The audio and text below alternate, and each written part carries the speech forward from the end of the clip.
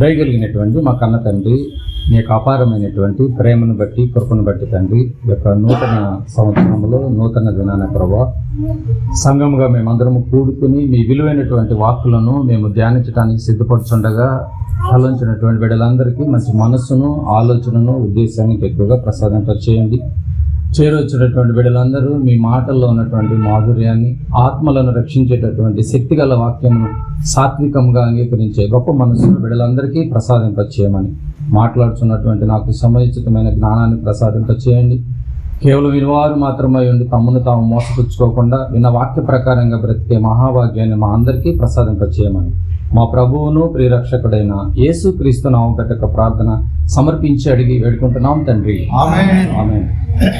చేరొచ్చినటువంటి దేవుని పిల్లలందరికీ క్రీస్తు పేరు అందరికీ వందనములు తెలియజేసుకుంటున్నాను.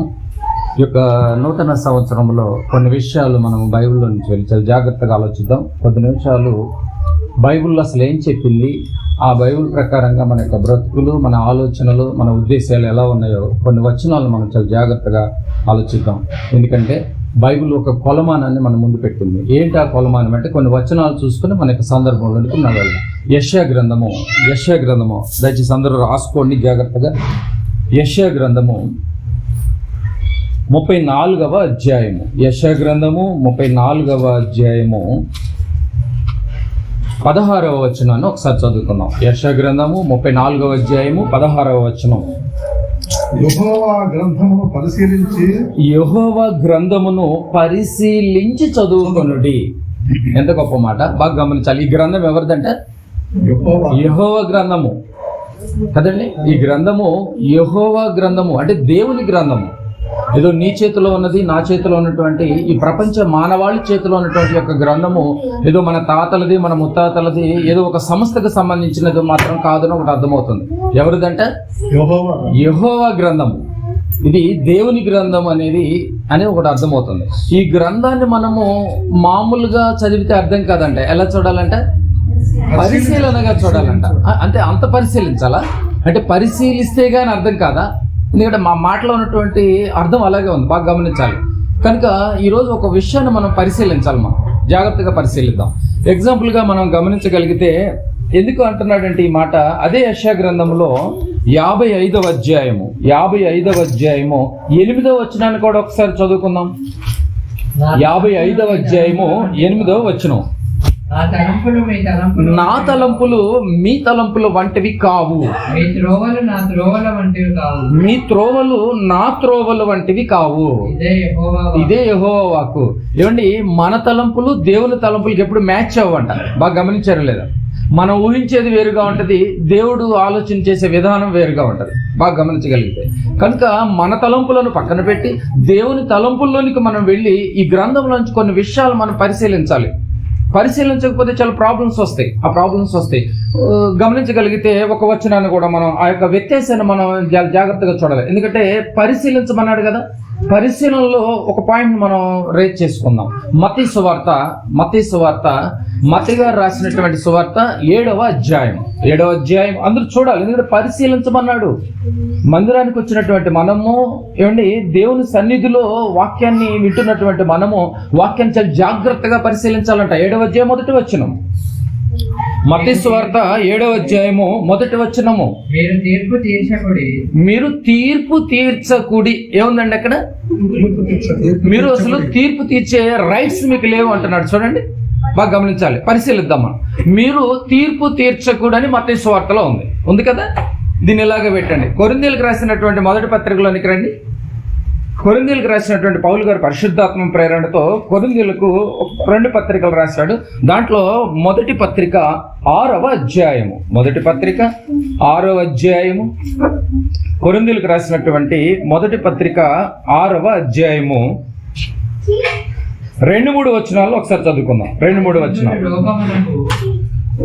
వచనాలు. పరిశుద్ధులు లోకమునకు తీర్పు తీర్చుదురని మీరెరుగరా? ఏముందండి ఇక్కడ? ప్రశ్న వేసి మరీ చెప్తున్నాడు. కొరింథీ పత్రికలో ఏ మాట కనిపించింది మనకి? పరిశుద్ధులు. ఎవరు? చీకటిలోంచి వెలుగులోనికి వచ్చినటువంటి మనము పరిశుద్ధులైతే, క్రీస్తు రక్తంలో కడగబడ్డ వాళ్ళు పరిశుద్ధులైతే, ఈ పరిశుద్ధులంట తీర్పు తీర్చుదురని మీరు ఎరుగారా. అంటే ఇక్కడ తీర్పు తీర్చమని చెప్తున్నాడు పరిశుద్ధులకి. రైట్. మరి మత్తయి సువార్తలో తీర్పు తీర్చకూడదు అంటున్నాడు. అంటే ఈ కోణంలో మనం ఆలోచించగలిగితే బైబుల్ని ఎలా పడితే అలా అర్థం చేసుకోవడానికి వీలు లేదనమాట. అంటే ఏం చేయాలి? యెహోవా గ్రంథమును, దేవుని గ్రంథమును, పరిశుద్ధ గ్రంథమును పరిశీలనగా చదువుకోవాలన్నమాట. లేకపోతే మిస్టేక్ అయ్యే ప్రమాదం ఉంది. ఎంత మిస్టేక్ అయ్యే ప్రమాదం ఉందంటే నిజంగా చాలా మిస్టేక్ అయ్యే ప్రమాదం ఉంది. మరో మాట కూడా ఒకసారి చూద్దాం.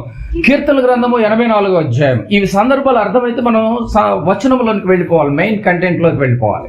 కీర్తన గ్రంథము 84వ అధ్యాయము. కీర్తన గ్రంథము బైబిల్ అనగానే చాలా ఎలక్ట్ అయిపోవాలండి. ఎందుకంటే పరిశీలనాత్మకంగా చదువుకోవాలి, లేకపోతే ప్రమాదాలు ఉన్నాయి. కీర్తన గ్రంథము 84వ అధ్యాయం 10వ వచనం. నీ ఆవరణములో ఒక దినము గడుపుట 1000 దినముల కంటే శ్రేష్టము. ఏమిటి కీర్తనకారుడు ఏం చెప్తున్నారు ఇక్కడ? నీ ఆవరణములో, నీ సన్నిధిలో ఒక దినము గడిపితే 1000 దినాలంతా శ్రేష్టం ఉంటుంది ఆయన అని చెప్పేసి ఒక దినం గురించి మెన్షన్ చేస్తున్నాడు. రైట్, బాగుంది. వ్యత్యాసం మనం గమనించాలి. ఇప్పుడు క్రొత్త నిబంధనలకు ఒకసారి రండి. క్రొత్త నిబంధన లూకా సువార్త పరిశీలిస్తున్నారు కదా, పరిశీలించాలి. ఒక విషయం ఈరోజు మనం బయటకు తీసుకోవాలి. లూకా సువార్త 9వ అధ్యాయం 23వ వచనం. లూకా సువార్త 9వ అధ్యాయము 9:23. మరియు ఆయన, అందరు తీశారు కదా, చూడాలి, పరిశీలన చూడాలి. మరియు ఆయన అందరితో ఇట్లా, నేను ఎవడైనను నన్ను ఒకవేళ మీరు వెంబడించాలనుకుంటే, నన్ను వెంబడింపగోరిన ఎడల తను తాను ఉపేక్షించుకొని ప్రతి దినము, ఎవ్రీడే, ప్రతి దినము తన సిలువను ఎత్తుకొని నన్ను వెంబడింపవలెను. ఏమంటే 9:23 ఏమంటున్నాడు లోకా గారు? వైద్యుడైనటువంటి లోకా గారు ప్రతి దినము సిలువను ఎత్తుకుని వెంబడించాలంటున్నాడు. మరి కీర్తనాకారుడు ఏమన్నాడు? అంత అవసరం ఏమి లేదు, ఒక దినం గడిపితే చాలు, 1000 దినాల యొక్క బోనస్ మనకు వచ్చేస్తుంది అంటున్నాడు. పరిశీలన అవసరమా లేదు మీరు గమనించాలి. ఇవన్నీ ఎందుకు చూస్తుంటే పరిశీలన ఎంత అవసరమో మీరు గమనించాలి. ఒక దినం గడిపి వెళ్ళిపోతే మరి లోకా సువార్త 9:23 పరిస్థితి ఏంటి? మత్తయి సువార్త 7వ అధ్యాయంలో తీర్పు తీర్చొద్దు అని చెప్పాడు, అక్కడే ఆగిపోతే తీర్పు తీర్చమని చెప్పాడు. మరి దీని సంగతి ఏంటి? అంటే మందిరానికి వచ్చేటటువంటి మనము, క్రైస్తవ జీవితాన్ని కొనసాగిస్తున్నటువంటి మనము బైబిల్ని చాలా చాలా చాలా జాగ్రత్తగా పరిశీలించాలి. ఎందుకంటే ఇది మనుషులు ఆలోచనాత్మకంగా రాసినటువంటి మాటలు కాదు, మనుషులు పరిశుద్ధాత్మ ప్రేరణతో రాసినటువంటి మాటలు. ప్రియమైన దేవుని వారలారా, ఈ విషయాలు మీకు బాగా అర్థం కావాలి. యోహాను సువార్త 8వ అధ్యాయము. యోహాను సువార్త 8వ అధ్యాయము 28వ వచనం 2వ మాట చూడండి. 8:20. నా అంతట నేనే ఏమీయూ చేయక తండ్రి నాకు నేర్పినట్లు. ప్రభువుల వారు కూడా తండ్రి దగ్గర ఏమి నేర్చుకుని వచ్చాడంట? దేవుని మాటలను నేర్చుకుని వచ్చాడంట. తండ్రి నాకు నేర్పినట్లు ప్రభువుల వారే నేర్చుకున్నప్పుడు బాగా గమనించాలి. అంటే మనం నేర్చుకోవద్దా? బాగా గమనించాలి. మనకు నేర్చుకోకపోయినా వచ్చేస్తుందా వాక్యము? యేసు ప్రభువుల వారే తండ్రి పాదాల దగ్గర కూర్చొని నేర్చుకున్నాడంట. తండ్రి నాకు నేర్పినట్లు ఈ సంగతులు మాటలాడుచున్నాననియు మీరు గ్రహించెదరు. మీరు గ్రహించాలి. నేను ఎలా నేర్చుకున్నానో, ఎలా నేర్చుకుని వచ్చానో మీరు కూడా అలా నేర్చుకోవాలి. మేము నేర్చుకోవాలి. అందుకనే మత్తయి సువార్తలో ఒక మంచి మాట ఉంటుంది. ఏమాట? మీరు నా కాడిని ఎత్తుకొని నా యొద్ద. క్రైస్తవులందరూ మందిరానికి ఎందుకు రావాలి? క్రైస్తవులందరూ ఆలయానికి ఎందుకు రావాలి? క్రైస్తవులందరూ చర్చికి ఎందుకు రావాలి? నేర్చుకోవటం కోసం రావాలి. బైబుల్ ట్యాగ్ లైన్ మనకు అలా కనిపిస్తుంది చూడండి. నేర్చుకోవడానికి వస్తున్నామా మరి మనం? ఒకవేళ టైంపాస్గా వచ్చి వెళ్ళిపోతున్నామేమో, ఒకవేళ అలాంటి పరిస్థితుల్లో మన యొక్క జీవితాన్ని కొనసాగిస్తున్నామేమో. నేర్చుకోకపోతే ఏమండి, అజాగ్రత్తగా వాక్యాన్ని వింటే చాలా రిస్కులో పడే ప్రమాదం ఉంది. ఎలాంటి ప్రమాదము అంటే పేతురు గారు రాసినటువంటి రెండో పత్రిక. బైబిల్ అంటే చాలా చాలా చాలా పరిశీలనగా చదువుకోవాలి, లేకపోతే జీవితాలే తెగిపోయే పరిస్థితి. పేతురు గారు రాసినటువంటి రెండో పత్రిక 3వ అధ్యాయము 3వ అధ్యాయము అందరూ చూద్దాం. ప్రియమైన దేవుని వారలారా, ప్రతి వచనాన్ని మనం యొక్క నూతన దినాన మనం ధ్యానిస్తేనే ఈ 12 నెలలు నిజంగా మన జీవితంలో ఒక ఉన్నతమైనటువంటి స్థితిని మనం జాగ్రత్తగా దేవునికి ఇవ్వగలుగుతాం. 3వ అధ్యాయం 16వ వచనం చదవమ్మా. 2 పేతురు 3:16. వీటిని గూర్చి తన పత్రికలన్నిటిలోనూ బోధించుతున్నాడు. అయితే వాటిలో కొన్ని సంగతులు గ్రహించుటకు కష్టమైనవి. వీటిని విద్యావిహీనులను అస్థిరులైన వారును తక్కిన లేఖనములను అపార్థము చేసుకొనున్నట్లు తమ స్వకీయ నాశనమునకు అపార్థము చేయుదురు. ఏమర్థమవుతుందండి? లేఖనములను అపార్థం చేసుకుంటే చివరికి మనకు మిగిలేదేంటి? స్వకీయ నాశనం అంట. అంటే వాక్యం అర్థం కాకపోయినా మనం ఎక్కడికి వెళ్ళిపోతాం? నాశనానికి వెళ్ళిపోతాం. మరి ఇంతకాలం మన జీవితంలో వాక్యం అర్థమైందంటారా? అంటే నేను అన్నాను, మీరు ఫీల్ అవ్వదు. వాక్యం అర్థం చేసుకునే పరిస్థితుల్లో మన యొక్క లైఫ్ స్టైల్ ఉందంటారా? మన యొక్క బ్రతుకు జీవితం అలాగే కొనసాగుతుందంటారా? చూసారా, విద్యావిహీనులు అపార్థం చేసుకున్నారంట. అస్థిరులైనటువంటి వారు అంటే స్థిరము లేనటువంటి వాళ్ళు అపార్థం చేసుకునే అవకాశం ఉంది. విద్య లేనటువంటి వాళ్ళు అపార్థం చేసుకునే అవకాశం ఉంది. అధిక విద్య ఉన్నా కూడా అధిక శోకాన్ని కొని తెచ్చుకుని వాక్యాన్ని అపార్థం చేసుకునే పరిస్థితి కూడా ఉంది. బాగా గమనించలేదు. కనుక వాక్య విషయంలో చాలా జాగ్రత్తగా ఉండకపోతే నీకు నువ్వే, నాకు నేనే నాశనానికి ఒడిగొట్టుకునే పరిస్థితి తెచ్చుకోవటం ఎందుకు? కనుక ప్రియమైన దేవుని వారలారా, ఇప్పుడు చాలా జాగ్రత్తగా మనం ఒక వచనాన్ని చాలా జాగ్రత్తగా ఆలోచిద్దాం. ఒక సందర్భాన్ని మనం చాలా జాగ్రత్తగా ఆలోచిద్దాం. అర్థమైంది కదా? మన ప్రయాణం అర్థమైంది కదండి? జాగ్రత్తగా ఆలోచిద్దాం. యెహోవా గ్రంథాన్ని జాగ్రత్తగా పరిశీలించాలి. కొత్త నిబంధనకి పాత నిబంధనకి ఎన్నో వ్యత్యాసాలు ఉన్నాయి. మాటకి వచనానికి మధ్య ఎన్నో వ్యత్యాసాలు ఉన్నాయి. ఈ వ్యత్యాసంలో నువ్వు అపార్థం చేసుకుంటే నాశనానికి వెళ్ళే ప్రమాదం ఉంది. దేవుడి తలంపులు వేరు, మన తలంపులు వేరు. ఆయన తలంపుల్లోనికి మనం వెళ్ళి ఒక విషయాన్ని మనం ఛేదిద్దాం ఈ యొక్క సాయంకాలం సమయంలో. బాగా గమనిద్దాం. ప్రపంచంలో జాగ్రత్తగా వినాలిగా, ప్రపంచంలో ఎన్నో వేల కోట్ల మంది ఉన్నారు. వీళ్ళందరికీ కొన్ని అడ్రస్లు ఉన్నాయి కదండి. మీరు ఎక్కడ ఉంటున్నారు అంటే పలానా వీధి చెప్తారు, పలానా కాలనీ చెప్తారు, ఏమండి పలానా స్టేట్ చెప్తారు, ఏమండి కదా. నేను ఈ అడ్రస్లో నివాసం చేస్తానని అంటూ ఉంటారు, అంతే కదండి. మీరు ఎక్కడండి? నేను పలానా చోట ఉంటున్నానండి. మీరు ఏ టైం వచ్చినా కూడా నేను అక్కడ ఉంటాను, అది నా పర్మనెంట్ ప్లేస్, ఏమండి ఇది నా టెంపరవరీ అడ్రస్ అని చెప్పి చెప్తూ ఉంటారు కదండి. రైట్. మనిషి ఎక్కడున్నాడు అంటానికి ఒక అడ్రస్ ఉంది. నా కేర్ ఆఫ్ అడ్రస్ ఇది అండి, పర్మనెంట్ అడ్రస్ ఇది అని ఒక అడ్రస్ ఉంది. రైట్. నువ్వు ఎక్కడ నివసిస్తున్నావు అంటే ఒక అడ్రస్ ఉంది. రైట్. ఇది అర్థమైతే అసలు దేవుడు ఎక్కడ నివసిస్తున్నాడు? దేవుడికి నివాసం ఎక్కడా? దేవునికి నివాసం ఎక్కడ? మంచి ప్రశ్న, బాగా గమనించాలి. పరలోకం. రైట్. దేవుని నివాసం ఎక్కడ? ఇదేనండి మన పాఠం ఈరోజు. ఆర్డర్లో మనం ఆలోచిద్దాం, పరిశీలన చేయాలి. మనం తొందరపడి మనం మాట్లాడటానికి వీల్లేదు ఇప్పుడు మనం కదండి. ఈ కోణంలో మనం పరిశీలించాలి. ఎందుకంటే మనకంటూ ఒక అడ్రస్ ఉంది, మనకంటూ ఒక నివాసం ఉంది, మనకంటూ ఒక ఇల్లు ఉంది. మరి దేవుని నివాసము ఎక్కడ? ఎక్కడుంది? ఎక్కడ ఉండాలి? ఎక్కడుంది? అర్థమైంది కదా మన ప్రయాణం. వెళదాం, బైబిల్లోనికి వెళ్ళిపోదాం. అన్నీ తెలిసినవే, కానీ ఒక విషయాన్ని మనం ఛేదించాలి. ఎందుకంటే పరిశీలన అవసరం కదా. రైట్. ప్రతి వచనాన్ని మనం చాలా జాగ్రత్తగా ఆలోచిద్దాం. నిర్గమకాండం 5 కాండాలు మోషే గారే రాశారు. మోషే గారు రాసినటువంటి ఈ 5 కాండాల్లో నిర్గమకాండము 3వ అధ్యాయము జాగ్రత్తగా పరిశీలిద్దాం. దేవుని నివాసము ఎక్కడా? 3వ అధ్యాయము నిర్గమకాండము 3వ అధ్యాయము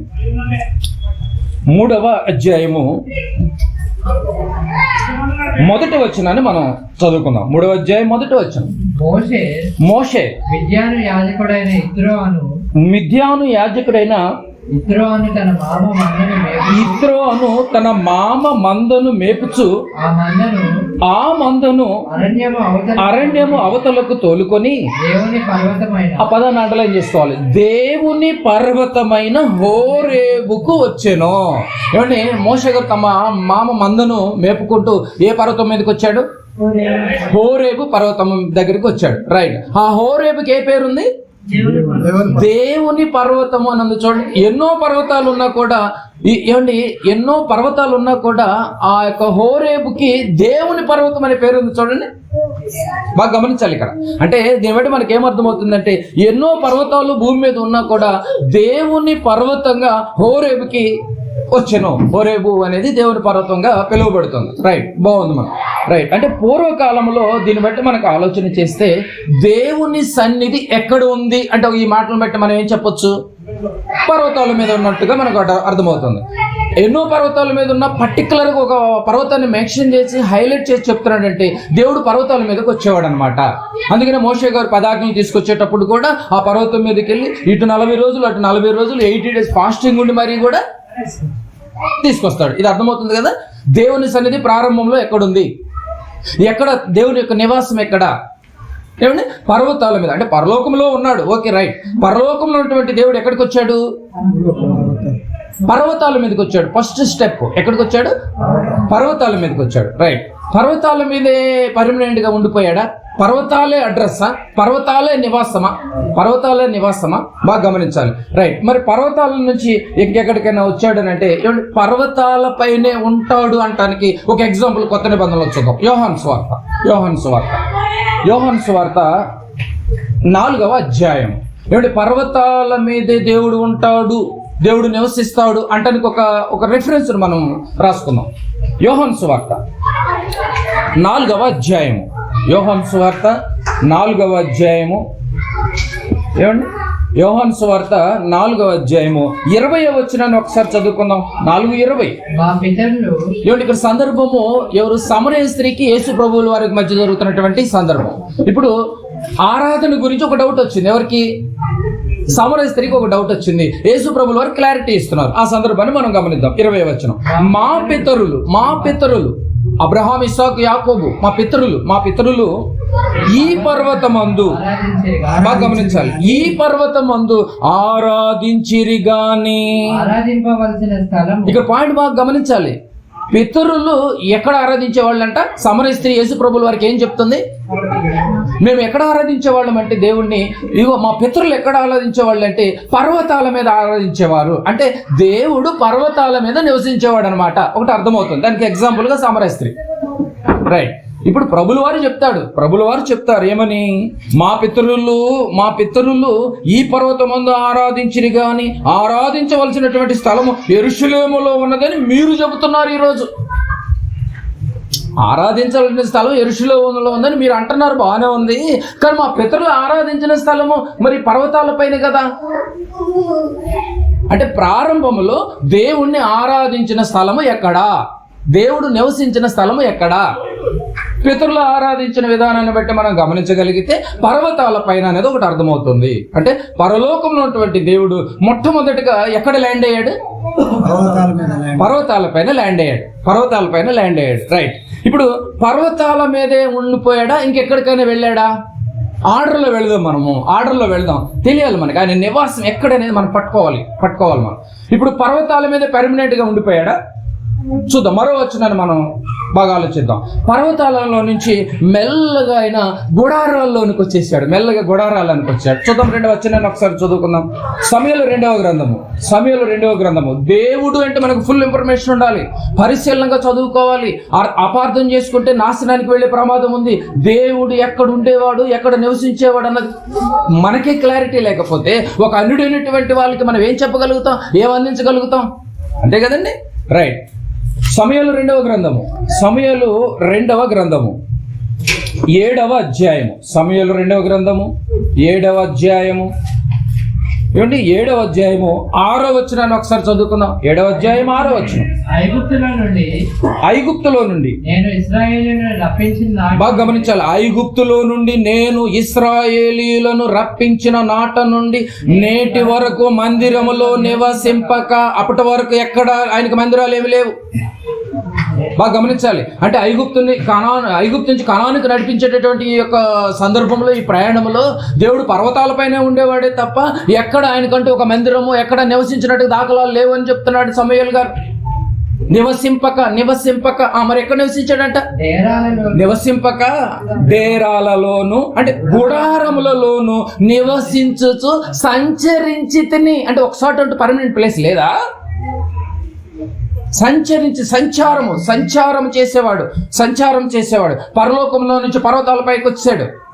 పర్వతాల దగ్గర ఆగిపోలేదు. పర్వతాల నుంచి ఎక్కడికి వచ్చాడు? ఇప్పుడు గుడారాల్లోనికి వచ్చాడు, గుడారాల్లోనికి వచ్చేసాడు, గుడారాల్లోనికి వచ్చాడు. గుడారం అనగా ఏమండి? గుడారాల్లోనంటే మీరు ఏం అర్థం కావాలంటే గుడారం అంటే పరలోకం నుంచి గుడారాల్లోనికి వచ్చాడు, గుడారంలోనికి వచ్చాడు. గుడారంలో కొన్ని మందసాలు ఉంటాయి.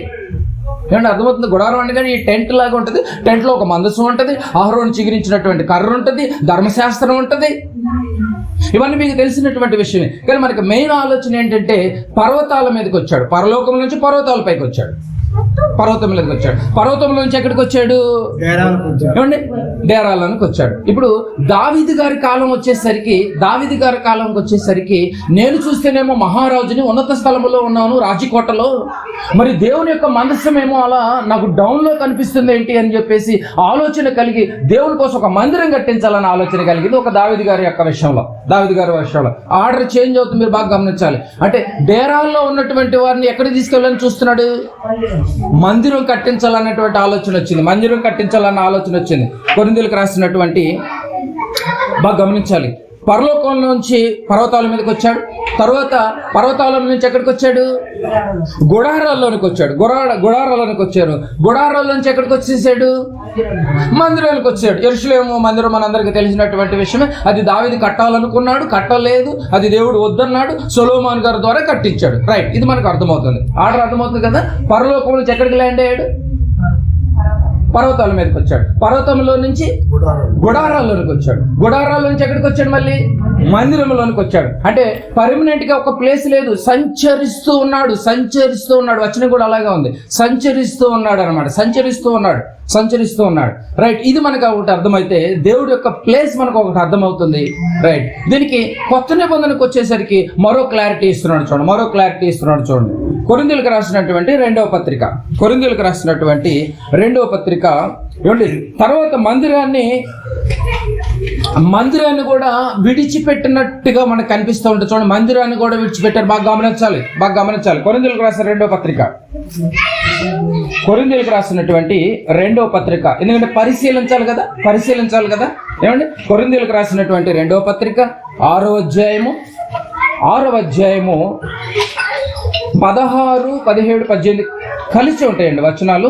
చిన్న వచనాలే, కంబైన్డ్ గా ఉంటుంది. బాగా గమనించాలి. 16, 17, 18 వచనాలు. 16 చదువుకుంటున్నాం. 16 దేవుని ఆలయమునకు విగ్రహముతో ఏమి పొందిక? నెక్స్ట్ వచనాన్ని మనం బాగా గమనించాలి.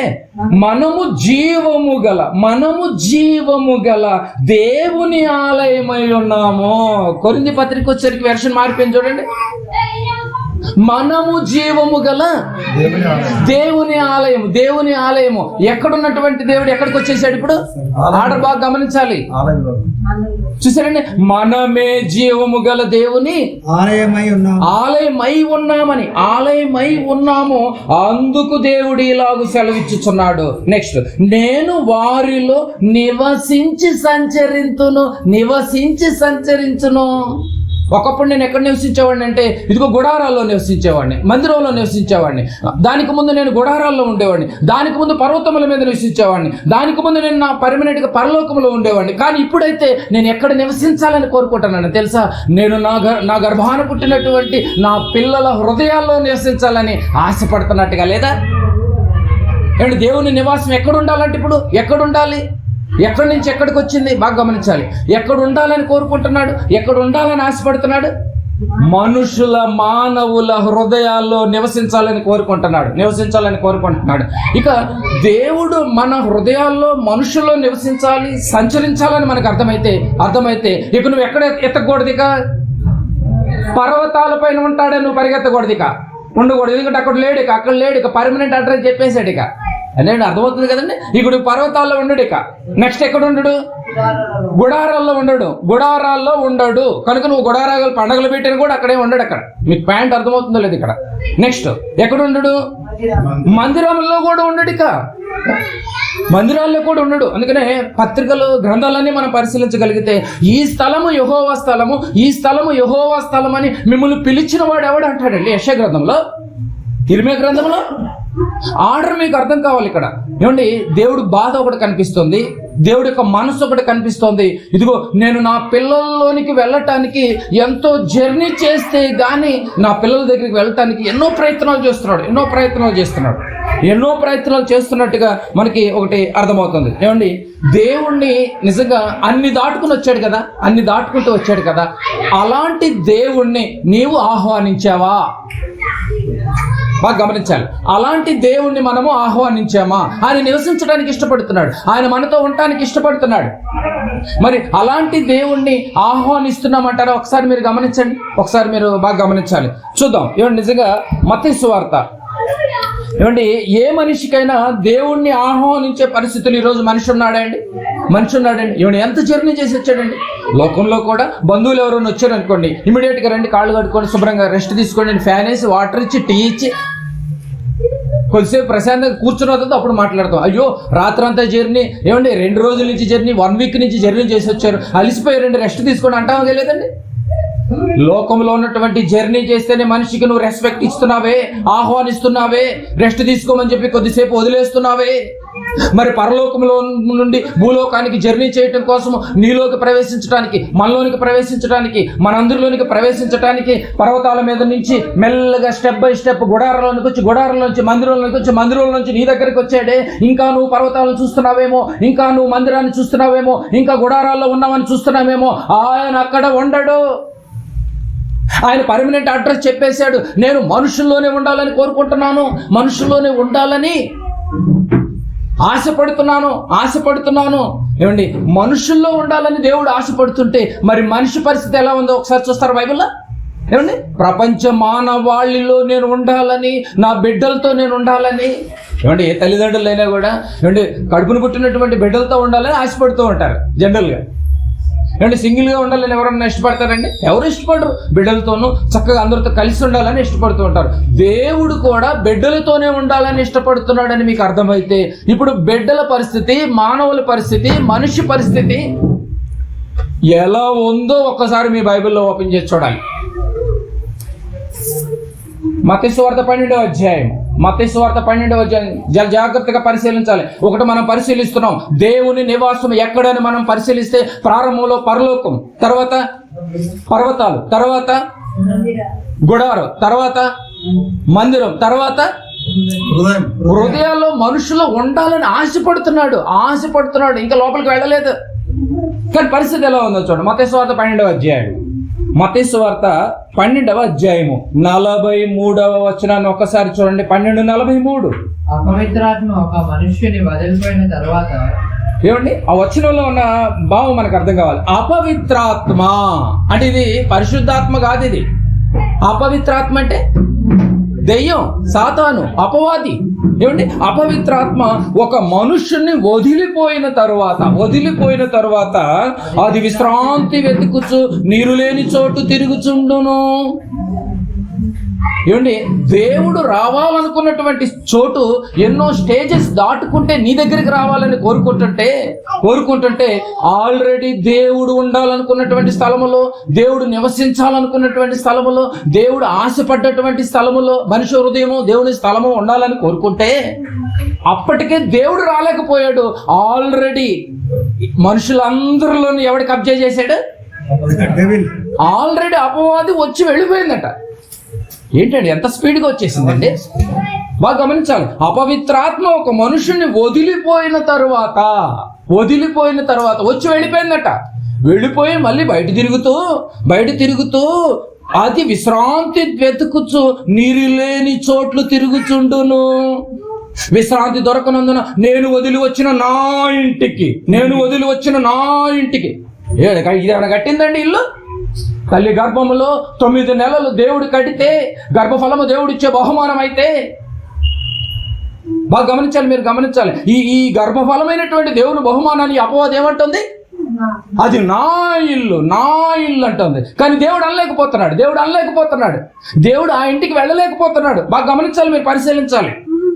దేవుని పిల్లలైనటువంటి దేవుని పిల్లల్లో దేవుడు వెళ్ళలేకపోతున్నాడు. కానీ అపవాది అది కట్టలేకపోయినా అది వచ్చి ఆల్రెడీ వెళుతోంది. బయట ఎక్కడ తిరిగినా కూడా దానికి ఎక్కడ రెస్ట్ ప్లేస్ లేదంట. మళ్ళీ పర్మనెంట్ ప్లేస్ ఎక్కడని చెప్తున్నాడు? విశ్రాంతి దొరకనందున నేను వదిలి వచ్చిన నా ఇంటికి తిరిగి వెళ్ళేదని అనుకుని వచ్చి ఆ ఇంట ఎవరునూ లేక అది ఊడ్చి అమరు ఇండుట చూచి. ఏమండి, అపవాదికి నీట్గా ఊడ్చి పెట్టేసి రెడీగా పెట్టారంట. ఆహ్వానిస్తారంట, రా రా రా అని. నేను ఖాళీగా ఉన్నాను, నన్ను వాడుకో అంటున్నారట. అది ఊరుకుంటుందా? అది ఊర్చి ఉన్నట్టు చూచి వెళ్ళి తనకంటే చెడ్డదైన మరి 7 దయ్యములను వెంట పెట్టుకుని వచ్చెను. అవి వారి దానిలో ప్రవేశించి, దానిలో హృదయములో, మనిషి హృదయములో ప్రవేశించి అక్కడనే కాపురము. బాగా గమనించాలి, ఈ దేహములో, ఈ హృదయములో ఎవరు ఉండాలని ఆశపడ్డాడు? దేవుడు ఉండాలని ఆశపడ్డాడు. ఉండాలని ఆశపడ్డ దేవుడు ఎక్కడి నుంచి జర్నీ చేసి వచ్చాడు?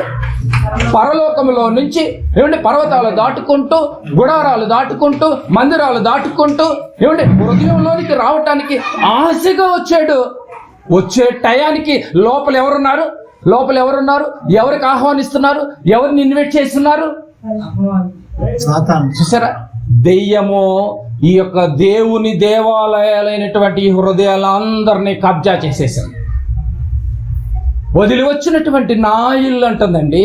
నా ఇల్లు అనే రైట్స్ నువ్వు ఎందుకు ఇచ్చావు? నువ్వు ఈ రాజ్యముల మహిమ మొత్తం నేను నీకు ఇచ్చేదను, నీవు నా కాళ్లకు మ్రొక్కితివా. నేను తీసుకోలేదు నాయన, నా కాళ్ళకు మొక్కు. ఈ రాజ్యముల మహిమ మొత్తము నీకిస్తాను. వారు నన్ను కోరి నన్ను లోపలికి వాళ్ళే పిలిచారు. నేనేమి వస్తానని చెప్పలేదు, పిలిస్తేనే వచ్చాను. ఈరోజు దేవుని దేవాలయాలు ఏమైపోయినా ఒకసారి గమనించాలి. దేవాలయం అంటే నువ్వు గోడలు చూడొద్దు, దేవాలయాలు అంటే నువ్వు పర్వతాలు చూడొద్దు. పర్వతాలు ఇక ఉండడు, గుడారాల్లో ఉండడు, మందిరాలలో ఇక ఉండడు. నీవే దేవుని, నీవే జీవము గల దేవుని ఆలయమని మీరు ఎరుగరా? అవన్నీ మీకు తెలుసు కదా.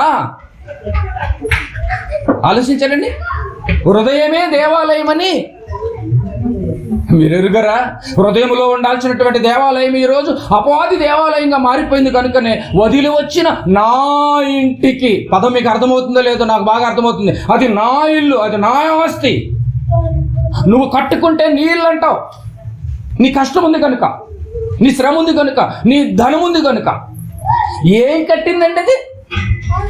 చెప్పాలి, ఏం కట్టింది? తల్లి గర్భములో కట్టి 9 మాసాలు పెంచి పోషించి పెద్ద చేసి రక్తపు ముద్దగా ఉన్నటువంటి మనల్ని ఇదిగో 60-70 కేజీల్లాగా తయారు చేసింది ఆయన వలన చెల్లిస్తున్నాము, ఆయన వలన బ్రతుకుతున్నాము, ఆయన వలన పోషింపబడుతున్నాము.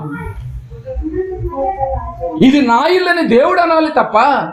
కానీ అపవాది అంటుంది, ఇది నా ఇల్లు, నా ఇంటికి, వదిలి వచ్చిన నా ఇంటికి నేను వెళ్ళాలి. నేను ఎక్కడ, నాకు మంచి ప్లేస్ ఎక్కడ దొరకట్లేదు. పైగా వాడి ఫ్రెండ్స్ని కూడా తెచ్చుకుంటాను. చూడండి, మరి 7 దెయ్యములను చూసారండి. మనుషులు ఎలా మారిపోతున్నారు బాగా గమనించాలి. మనుషులు ఎలా మారిపోతున్నారు గమనించాలి. రైట్, బాగా గమనించగలిగితే మనిషి హృదయమే దేవుని దేవాలయము. ఆ ఆలయంలోనికి దేవుడు రావాలని ఆశపడితే దేవుడు ఆశ మాత్రం నెరవేరట్లేదు. అపవాది మాత్రం వచ్చి ఆల్రెడీ ఎంజాయ్ చేస్తుంది. ఇక్కడ ఎంజాయ్ చేస్తుంది, సిట్టింగ్ చేసింది. అక్కడ మనం కూడా ఆ సిట్టింగ్ రెడీ చేసి పెట్టాము, శుభ్రంగా రెడీ చేసి మరి ఆహ్వానిస్తున్నామంట. అసలు ఇది ఎక్కడి నుంచి వచ్చింది? ఈ అపవాది ఎక్కడి నుంచి వచ్చింది? ఈ దెయ్యం ఎక్కడి నుంచి వచ్చింది? దీని అడ్రస్ ఏంటో కూడా మనం పట్టుకోవాలి. అసలు బాగా గమనించాలి. ఈ యొక్క ట్యాగ్ లైన్ లో మనం జాగ్రత్త వెళ్ళగలిగితే దీని అడ్రస్ కూడా మనం ఒకసారి పట్టుకుందాం. అసలు ఇది ఎక్కడి నుంచి వచ్చింది? అసలు ఎక్కడి నుంచి వచ్చి మనల్ని కబ్జా చేసింది? ఇది తెలియకపోతే ఎలా? దేవుడు ఏంటో ఒకటి అర్థమవుతుంది. దేవుడు ఎక్కడ ఉండాలనుకున్నాడు?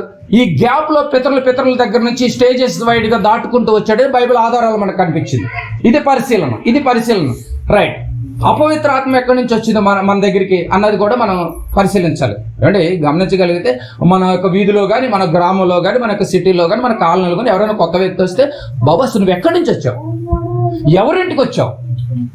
ఏమండి, ఎంతమంది వచ్చారు? ఎన్ని రోజులు ఉంటారు ఇక్కడ? ఓహో, ఈ పని మీద వచ్చారా? రైట్, ఎవరింటికి వచ్చారు? రైట్, ఏమండి కరెంట్? ఈ అడ్రస్ తీసుకుంటారా లేదండి? మరి నీలోకి వచ్చి వెళ్ళినటువంటి అపవాది ఎక్కడి నుంచి వచ్చిందో నీకు అవగాహన ఉందా? దాన్ని మాత్రం ఎవరు అడగరు. ఎవరో వచ్చి వెళ్ళిపోయినటువంటి వారిని మాత్రం నువ్వు అడుగుతూ ఉంటావా? మరి అది ఎక్కడి నుంచి వచ్చింది? అది నీ ఇల్లు అంటుంది. నీ ఇంటిని, దేవుడి ఇంటిని దేవుడు అనుకోకుండా అది వచ్చి నా ఇల్లు అంటుంటే మనం కాముగా ఉన్నామా? చూద్దాం, బైబిల్లోనికి వెళ్ళి ఒకసారి ఆలోచిద్దాం. ఎఫెసీయులకు రాసినటువంటి పత్రిక బాగా గమనిద్దాం. ప్రియమైన దేవుని వారు